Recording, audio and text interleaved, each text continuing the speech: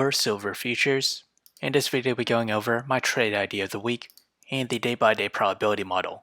So let's start off with the technical analysis on the 1 hour chart. We are in positive MACD. We're approaching to overbought levels with the RSI. With the 4 hour chart, we still remain in positive MACD. We did see it converge once again. As we extend that further to the daily chart, we remain in positive MACD. As with the trade idea, I'll be trading SLV. My trade position size for it is less than 1% of my portfolio. My long entry is at $20.57, and that is this range here.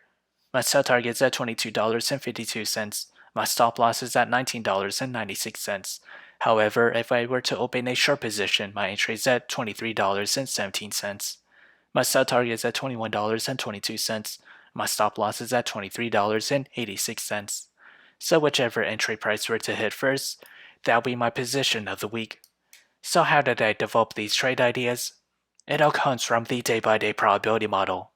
As we progress to the 5th day or week of trading, silver futures has a 33% chance to climb between 0 to 6%, a 17% chance to climb between 6 to 12%, and to the downside it has a 17% chance to fall between 0 to -6%, and a 33% chance to fall between -6 to -12%.